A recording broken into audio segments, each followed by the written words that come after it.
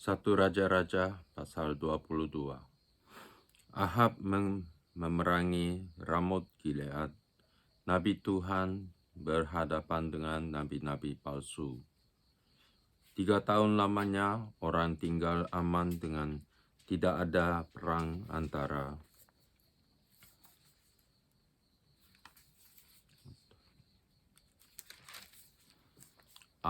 Aram dan Israel. Pada tahun yang ketiga, pergilah Yosafat, Raja Yehuda, kepala Raja Israel. Berkatalah Raja Israel kepada pegawai-pegawainya, tahukah kamu bahwa Ramot Gilead sebenarnya milik kita, tetapi kita tinggal diam saja dan tidak merebutnya dari tangan raja negeri Aram. Lalu katanya kepada Yosafat, maukah engkau pergi bersama-sama aku untuk memerangi Ramot Gilead? Jawab Yosafat kepada Raja Israel, kita sama-sama, aku dan engkau, rakyatku dan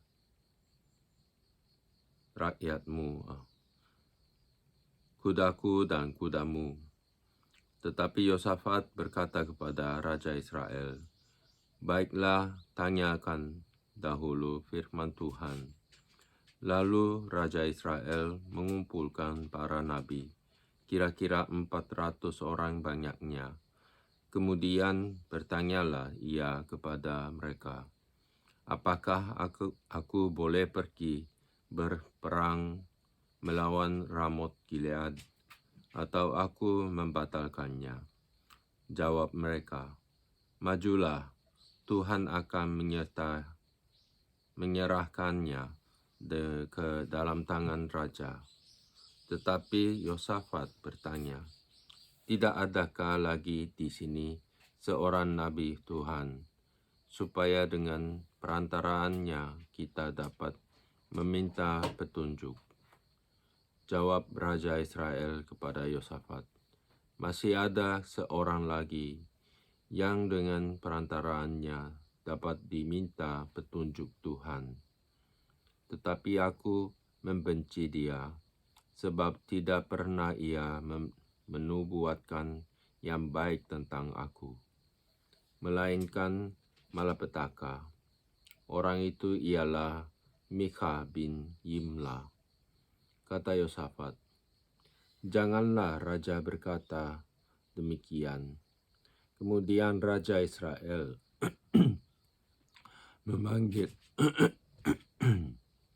memanggil seorang pegawai istana. Katanya, jemputlah Mikha bin Yimla dengan segera. Sementara Raja Israel dan Yosafat, Raja Yehuda, duduk masing-masing di atas takhtanya dengan pakaian kebesaran di suatu tempat pengirikan di depan pintu gerbang Samaria. Sedang semua nabi itu bernubuat di depan mereka. Maka Sedekia bin Kenaana membuat tanduk besi, lalu berkata, beginilah firman Tuhan, dengan ini engkau akan menanduk Aram sampai engkau menghabiskan mereka. Juga semua nabi itu bernubuat demikian. Katanya, majulah ke Ramot Gilead, dan engkau akan beruntung. Tuhan akan menyerahkannya ke dalam tangan raja. Suruhan yang pergi memanggil Mikha itu berkata kepadanya, ketahuilah, nabi-nabi itu sudah sepakat meramalkan yang baik bagi raja. Hendaklah engkau juga berbicara seperti salah seorang daripada mereka dan meramalkan yang baik. Tetapi Mikha menjawab, demi Tuhan yang hidup, sesungguhnya Apa yang akan difirmankan Tuhan kepadaku, itulah yang akan ku katakan. Setelah ia sampai kepada raja, bertanyalah raja kepadanya, Mikha, apakah kami boleh pergi berperang melawan Ramot Gilead atau kami membatalkannya? Jawabnya kepadanya, majulah dan engkau akan beruntung, sebab Tuhan akan menyerahkannya ke dalam tangan raja. Tetapi raja berkata kepadanya, sampai berapa kali aku menyuruh engkau bersumpah supaya engkau mengatakan kepadaku, tidak lain dari kebenaran demi nama Tuhan. Lalu jawabnya, telah kulihat seluruh Israel bercerai-berai di gunung-gunung seperti domba-domba yang tidak mempunyai gembala. Sebab itu Tuhan berfirman, mereka ini tidak punya Tuhan. Baiklah masing-masing pulang ke rumahnya dengan selamat. Kemudian raja berkata kepada Yosafat, bukankah telah kukatakan kepadamu, tidak pernah ia menubuatkan yang baik tentang aku, melainkan hanya malapetaka? Kata Mikha, sebab itu dengarkanlah firman Tuhan. Aku telah melihat Tuhan sedang duduk di atas takhtanya dan segenap tentara sorga berdiri di dekatnya, di sebelah kanannya dan di sebelah kirinya. Dan Tuhan berfirman, siapakah yang akan membujuk Ahab untuk maju berperang, supaya ia tewas di Ramot Gilead? Maka yang seorang berkata begini, yang lain berkata begitu. Kemudian tampillah suatu roh lalu berdiri di hadapan Tuhan. Ia berkata, aku ini akan membujuknya. Tuhan bertanya kepadanya dengan apa? Jawabnya, aku akan keluar dan menjadi roh dusta dalam mulut semua nabinya.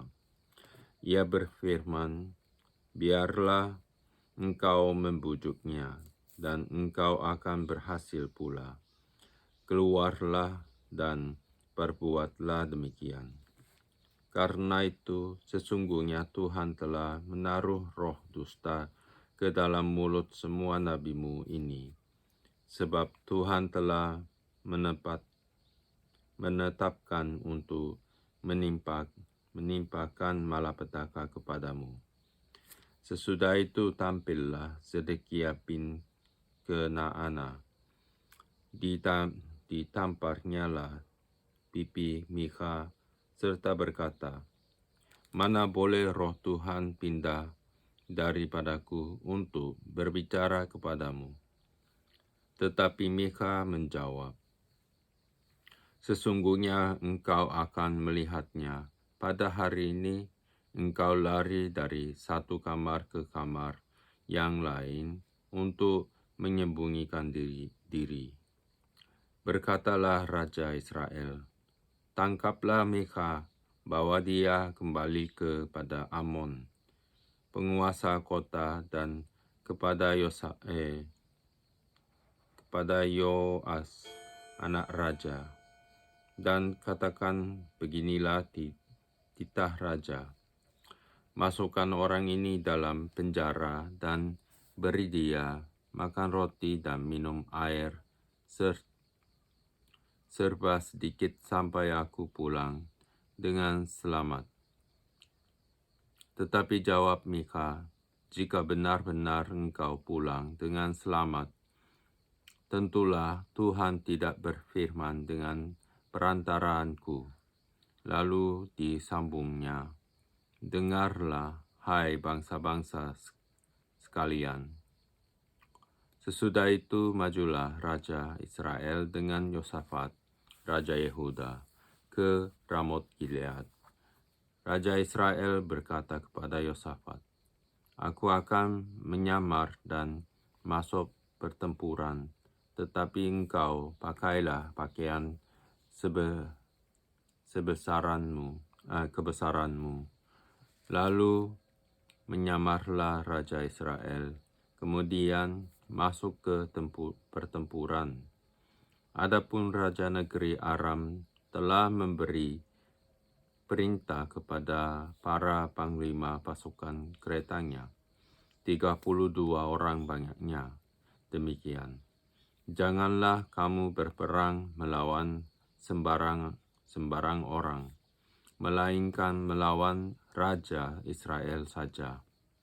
Segera sesudah para panglima pasukan kereta itu melihat Yosafat, mereka berkata, "Itu pasti Raja Israel."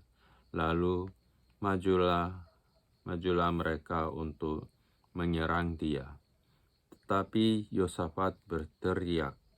Segera sesudah para panglima pasukan kereta itu melihat bahwa ia bukanlah Raja Israel, maka undurlah mereka daripadanya. Tetapi seseorang menarik panahnya dan menembak dengan sembarangan saja dan mengenai Raja Israel di antara sambungan baju sirahnya. Kemudian dia berkata kepada pengemudi keretanya, "Putar, bawa aku keluar dari pertempuran, sebab aku sudah luka."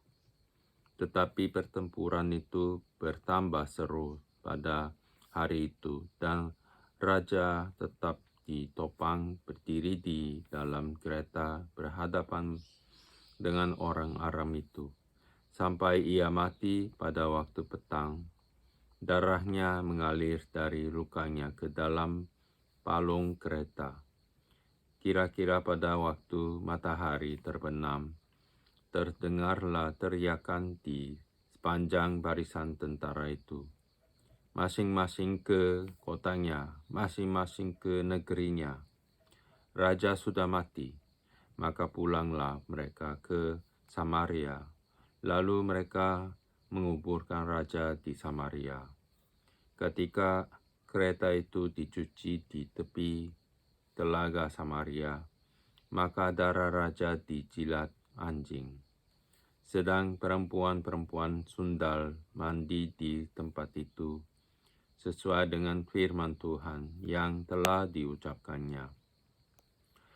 Selebihnya dari riwayat Ahab dan segala yang dilakukannya, serta istana gading dan segala kota yang didirikannya, bukankah semuanya itu tertulis dalam kitab sejarah raja-raja Israel? Demikianlah Ahab mendapat perhentian bersama-sama dengan nenek moyangnya, maka Ahazia anaknya menjadi raja penggantian dia. Yosafat, Raja Yehuda. Yosafat, anak Asa, menjadi raja atas Yehuda dalam tahun keempat zaman Ahab, Raja Israel.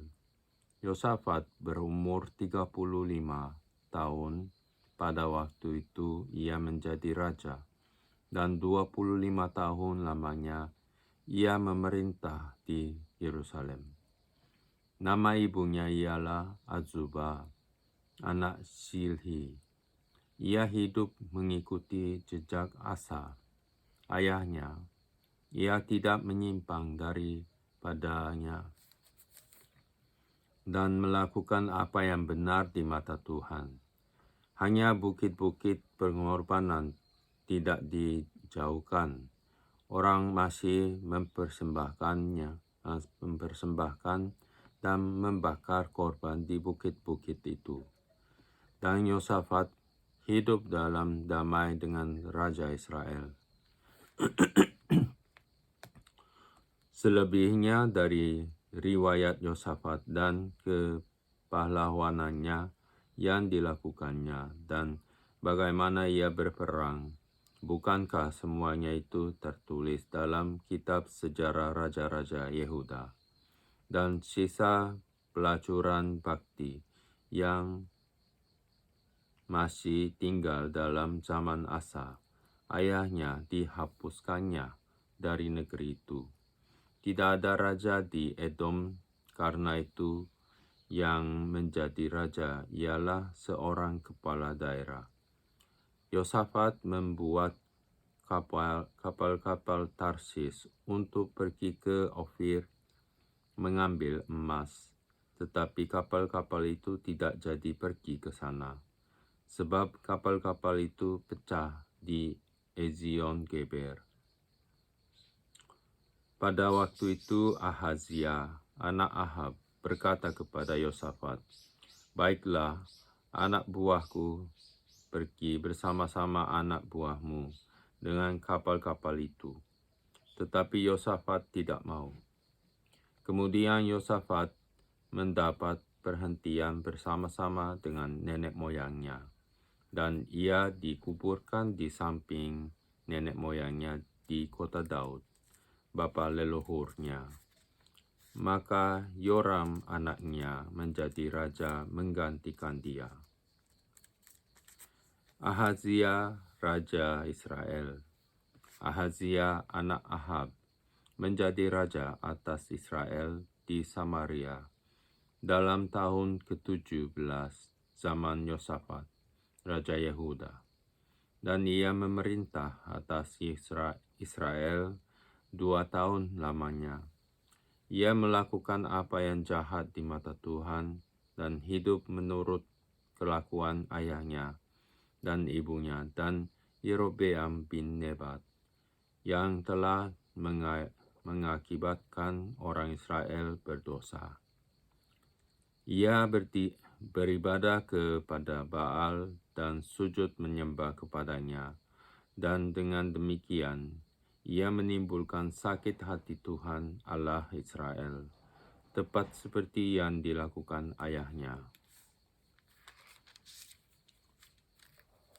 2 Raja-Raja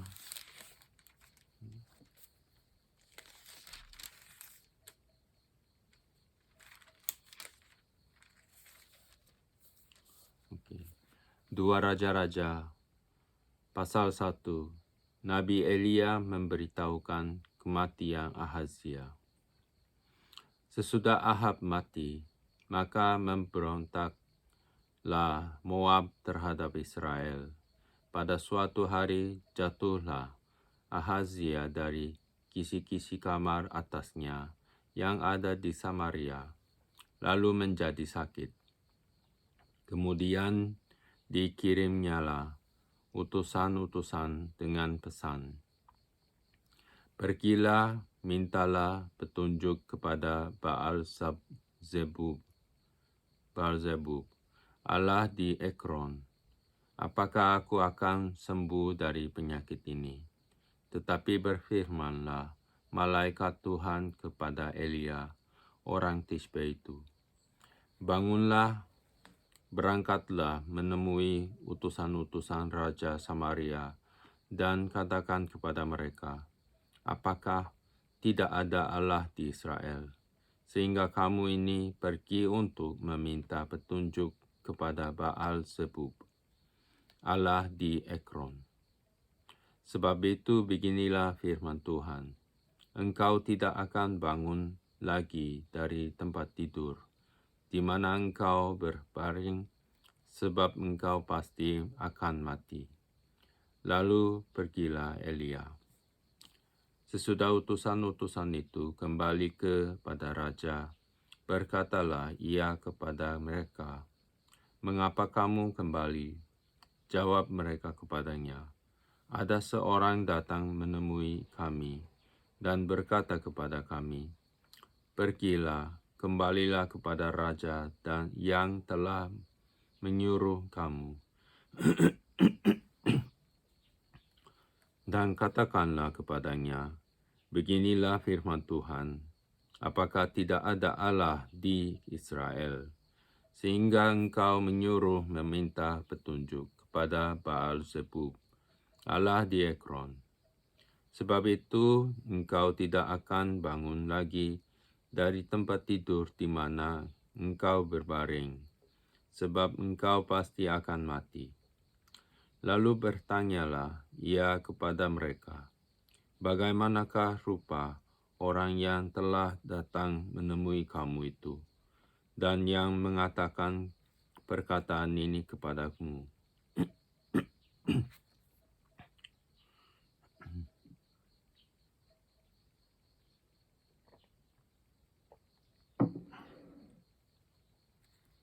Jawab mereka kepadanya, seorang yang memakai pakaian bulu dan ikat pinggang kulit terikat pada pinggangnya.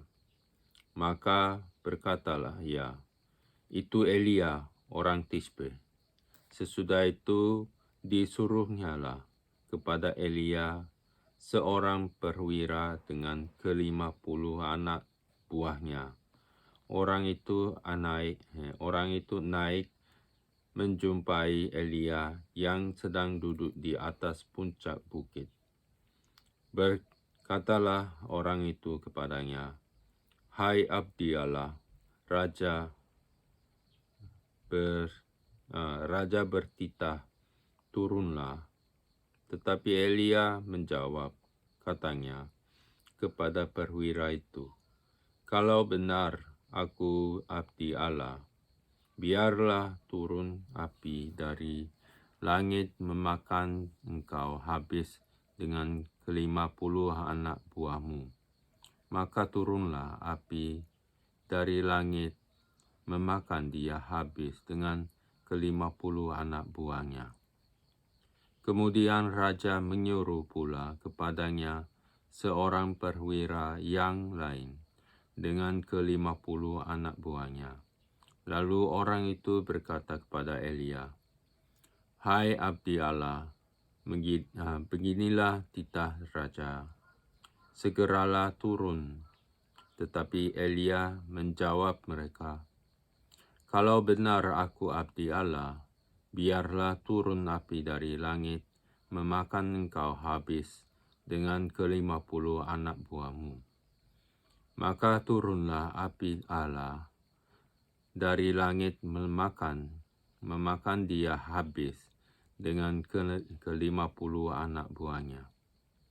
Kemudian raja menyuruh pula seorang perwira yang ketiga dengan ke-50 anak buahnya. Lalu naiklah perwira yang ketiga itu, dan sesudah sampai, berlututlah ia di depan Elia, serta memohon belas kasihan kepadanya. Katanya, ya abdi Allah, biarlah kiranya nyawaku dan nyawa ke-50 orang hamba-hambamu ini berharga di matamu. Bukankah api sudah turun dari langit memakan habis kedua perwira yang dahulu dengan ke-50 anak buah mereka? Tetapi sekarang biarlah nyawaku berharga di matamu. Maka berfirmanlah malaikat Tuhan kepada Elia, turunlah bersama-sama dia, janganlah takut kepadanya. Lalu bangunlah Elia dan turun bersama-sama dia menghadap raja.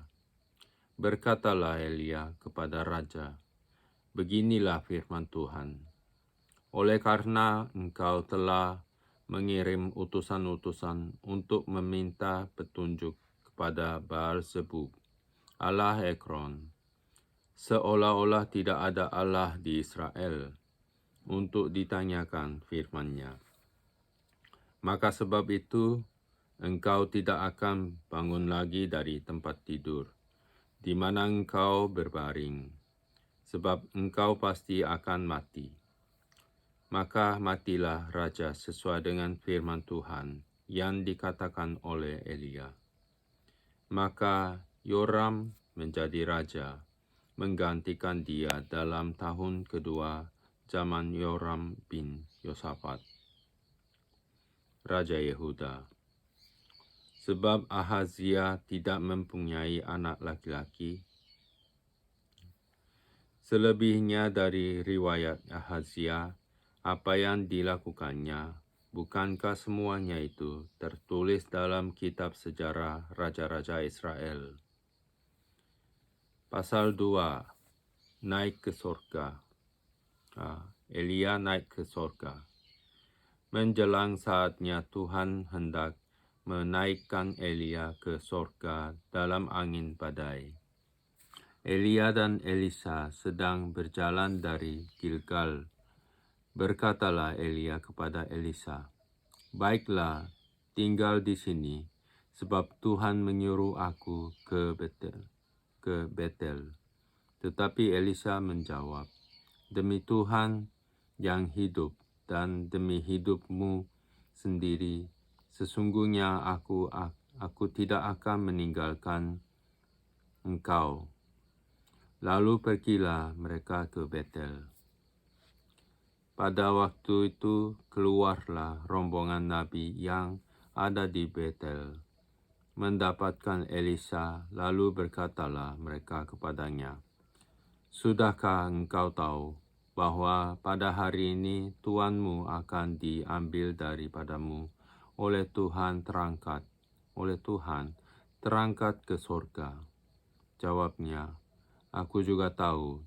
"Diamlah," berkatalah Elia kepadanya, "Hai Elisa, baiklah tinggal di sini, sebab Tuhan menyuruh aku ke Yeriko." Tetapi jawabnya, "Demi Tuhan yang hidup dan demi hidupmu sendiri, sesungguhnya aku tidak akan meninggalkan engkau." Lalu sampailah mereka di Yeriko. Pada waktu itu mendekatlah rombongan nabi yang ada di Yeriko kepada Elisa serta berkata kepadanya, "Sudahkah engkau tahu bahwa pada hari ini tuanmu akan diambil daripadamu oleh Tuhan terangkat ke sorga?" Jawabnya, "Aku juga tahu."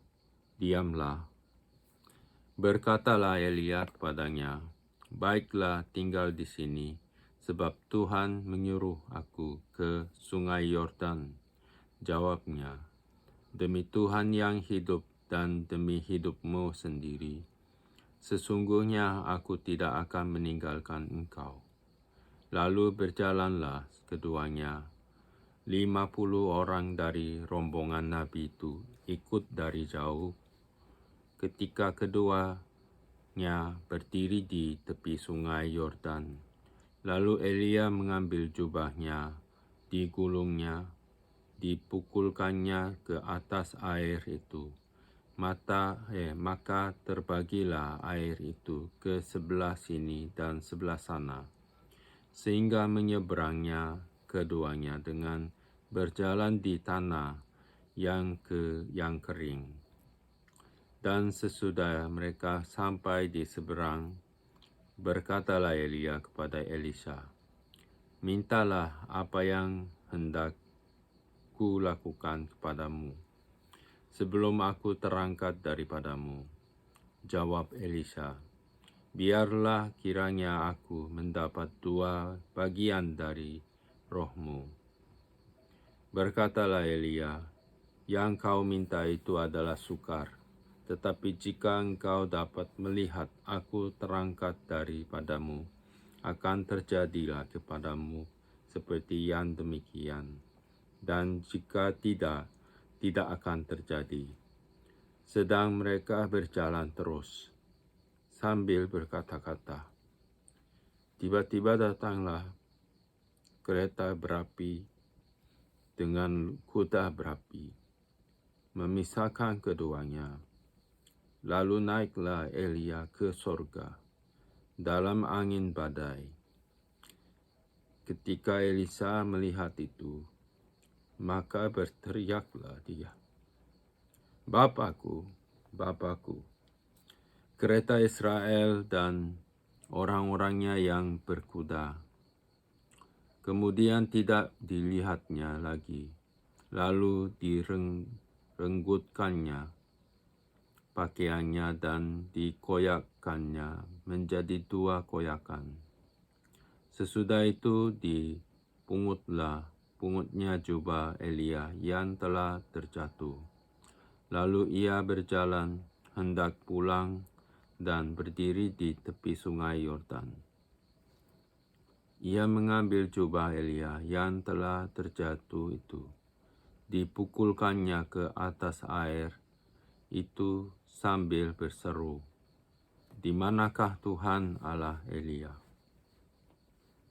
Ia memukul air itu, lalu terbagi ke sebelah sini dan sebelah sana. Maka menyeberanglah Elisa. Ketika rombongan nabi yang dari Yerikho itu melihat dia dari jauh, mereka berkata, "Roh Elia telah hinggap pada Elisa." Mereka datang menemui dia, lalu sujudlah mereka kepadanya sampai ke tanah. Mereka berkata, "Coba lihat, di antara hamba-hambamu ini ada 50 orang laki-laki, orang-orang tangkas. Biarlah mereka itu pergi mencari tuanmu. Jangan-jangan ia diangkat oleh roh Tuhan dan dilemparkannya ke atas salah satu gunung atau ke dalam salah satu lembah." Elisa menjawab, "Janganlah suruh pergi."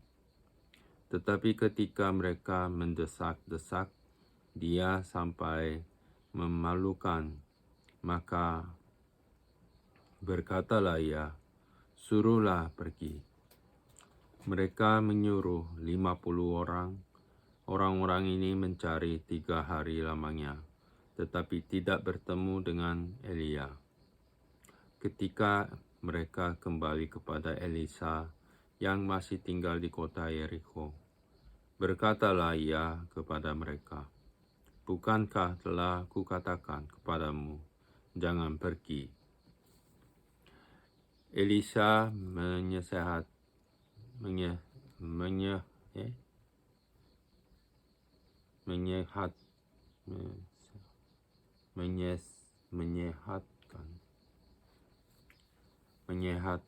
air di Yerikho. Berkatalah penduduk kota itu kepada Elisa, "Cobalah lihat, letaknya kota ini baik seperti tuanku lihat, tetapi airnya tidak baik dan di negeri ini sering ada keguguran bayi." Jawabnya, "Ambillah sebuah pinggan baru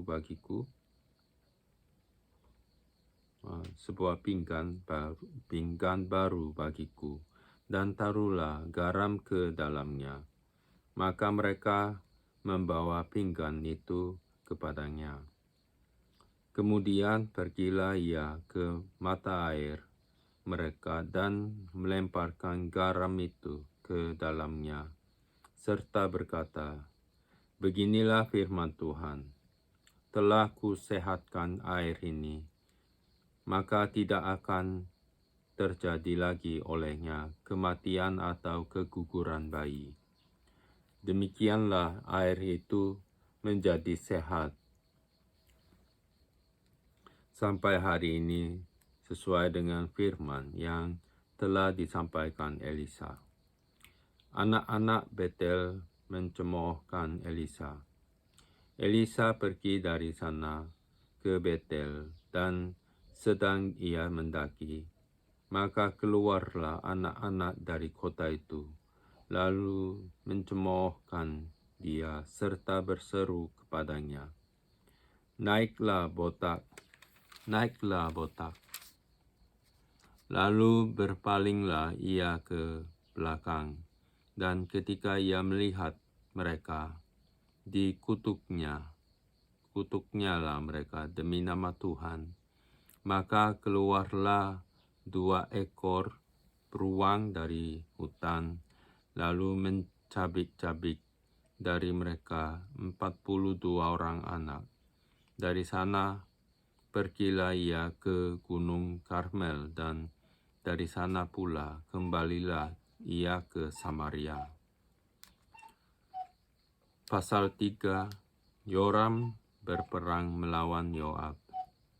Yoram, anak Ahab, menjadi raja di Samaria atas Israel dalam tahun ke-18 zaman Yosafat, Raja Yehuda, dan ia memerintah 12 tahun lamanya. Ia melakukan apa yang jahat di mata Tuhan, tetapi bukan seperti ayahnya dan seperti ibunya.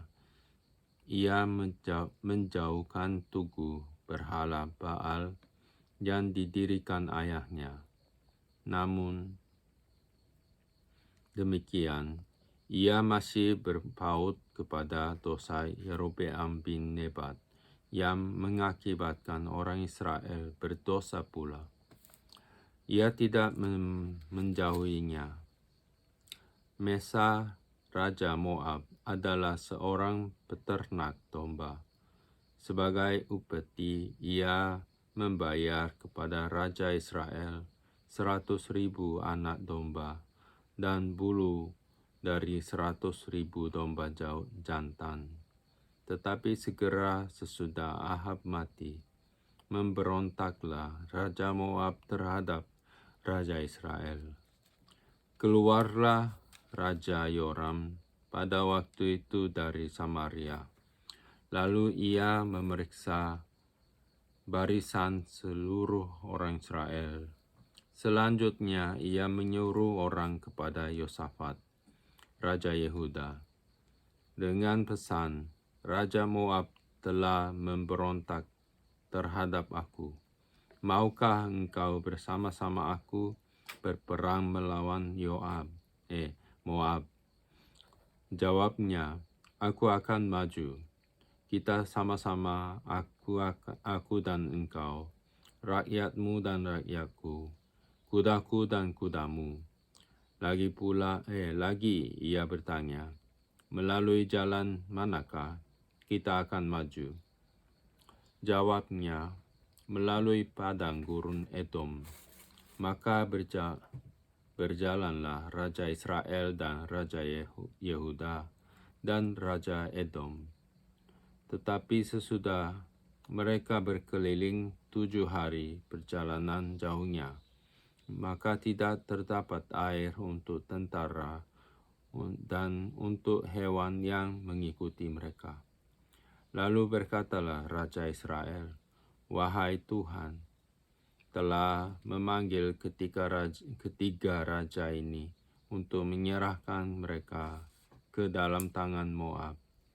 Tetapi bertanyalah Yosafat, tidak adakah di sini seorang nabi Tuhan, supaya dengan perantarannya kita meminta petunjuk Tuhan? Lalu salah seorang pegawai Raja Israel menjawab, katanya, di sini ada Elisa bin Safat, yang dahulu melayani Elia. Berkatalah Yosafat, memang padanya ada firman Tuhan. Sesudah itu pergilah Raja Israel dan Yosafat dan Raja Edom kepada Elisa. Tetapi berkatalah Elisa kepada Raja Israel, apakah urusanku dengan engkau? Pergilah kepada para nabi ayahmu dan kepada para nabi ibumu. Jawab Raja Israel kepadanya, jangan begitu, sebab Tuhan memanggil ketiga raja ini untuk menyerahkan mereka ke dalam tangan orang Moab. Berkatalah Elisa, demi Tuhan semesta alam yang hidup, yang di hadapannya aku menjadi pelayan. Jika tidak karena Yosafat, Raja Yehuda, maka sesungguhnya aku ini tidak akan memandang dan melihat kepadamu. Maka sekarang, jemputlah bagiku seorang pemetik kecapi. Pada waktu pemetik kecapi itu bermain kecapi, maka kekuasaan Tuhan meliputi dia. Kemudian berkatalah ia, "Beginilah firman Tuhan, biarlah di lembah ini dibuat parit-parit, sebab beginilah firman Tuhan, kamu tidak akan mendapat angin dan hujan, namun lembah ini akan penuh dengan air, sehingga kamu serta ternak sembelihan dan hewan pengangkut dapat minum. Dan itu pun adalah perkara ringan di mata Tuhan. Juga orang Moab akan diserahkannya di dalam tanganmu. Kamu akan memusnahkan segala kota yang berkubu dan segala kota pilihan. Kamu akan menumbangkan segala pohon yang baik. Kamu akan menutup segala mata air, dan kamu akan merusakkan segala ladang yang baik dengan batu-batu.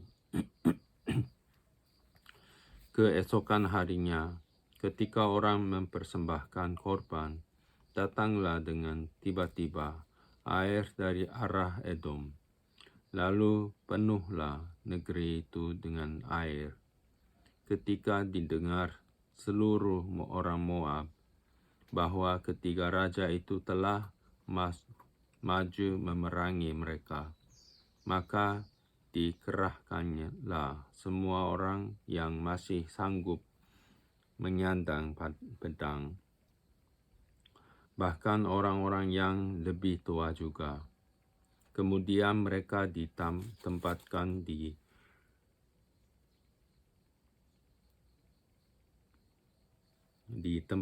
di tepi perbatasan. Keesokan harinya, pagi-pagi, ketika matahari bersinar atas permukaan air itu, tampaklah kepada orang Moab itu bahwa air di sebelah depannya merah seperti darah. Lalu berserulah mereka, "Itu darah, tentulah raja-raja itu telah berbunuh-bunuhan, yang seorang membunuh yang lain. Maka sekarang marilah menjarah, hai orang-orang Moab." Tetapi ketika mereka sampai ke perkemahan orang Israel, maka bangkitlah orang Israel itu lalu memukul orang-orang Moab, sehingga mereka lari dari situ. Dan makin jauhnya mereka menerobos ke dalam Moab sambil menewaskan orang-orang Moab itu. Mereka meruntuhkan kota-kota dan menutupi semua ladang yang baik dengan batu, karena setiap orang melemparkan batu ke atasnya. Mereka menutup segala mata air dan menumbangkan segala pohon yang baik, sampai hanya Kir Hareset saja yang ditinggalkan. Tetapi kota ini ditembaki oleh orang-orang pengumban dari segala penjuru. Ketika Raja Moab melihat bahwa peperangan itu terlalu berat baginya, diambilnyalah 700 orang pemegang pedang bersama-sama dia untuk menerobos ke jurusan Raja Edom. Tetapi tidak berhasil. Kemudian ia mengambil anaknya yang sulung, yang akan menjadi raja menggantikan dia, lalu mempersembahkannya sebagai korban bakaran di atas pagar tembok. Tetapi kegusaran besar menimpa orang Israel, sehingga mereka berangkat meninggalkan dia dan pulang ke negeri mereka.